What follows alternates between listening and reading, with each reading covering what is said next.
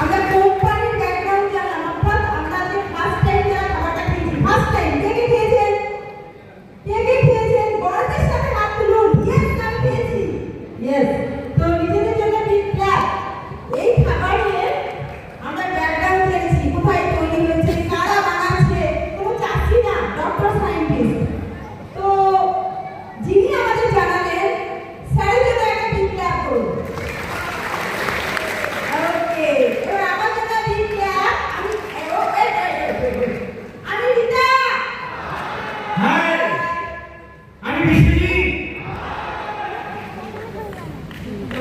কার result আসলে first story, কেননা এখানে সবাই আমরা কোম্পানি ব্যাকগ্রাউন্ড জানলাম, খাবার জানলাম, খাবারটা খাওয়ার পরে কি হয়? রেজাল্ট। ইয়েস। তো এই গ্রুপে আসার আগে আমরা সবাই টেরা লাগা ছিলাম, টেরা লাগা। তো আমরা টেরা লাগা ছিলাম, কেমন ছিলাম? টেরা লাগা। এই গ্রুপে এসে সেটা ঠিক করেছি। কি ছিল? যখন আমি প্রথম দিন নিউট্রিশন ক্লাবে যাই, এরকম প্রথম একটা খাবার খাই, নিজের খুব এনার্জেটিক ফিল করি। কিরকম? সন্ধ্যে হলে আমি ঘুমিয়ে পড়তাম, রান্না করতে ইচ্ছে করতো না, বাড়ির ছেলেমেয়েরা পড়াশোনা করলেও তার কাছে বসতে ইচ্ছে করতো না, কোনো কাজ করতে ভালো লাগতো না। কিন্তু দারুণভাবে আমার এনার্জি বুঝতে পারি, আমি সমস্ত কাজ ঠিকভাবে করতে পারি।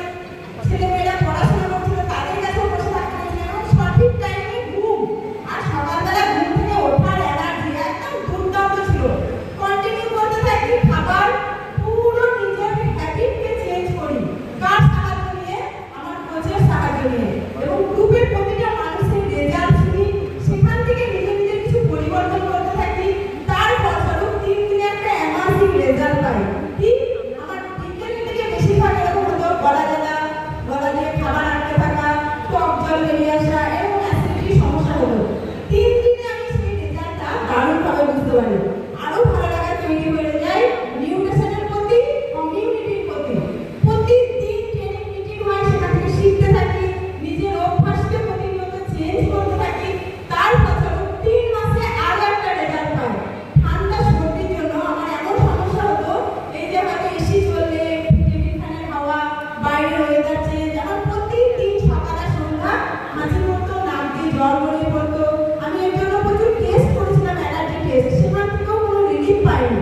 তো 3 মাসের মধ্যে আমার সেই সর্দি সমস্যা থেকে আমি দারুণভাবে রিলিফ পাই।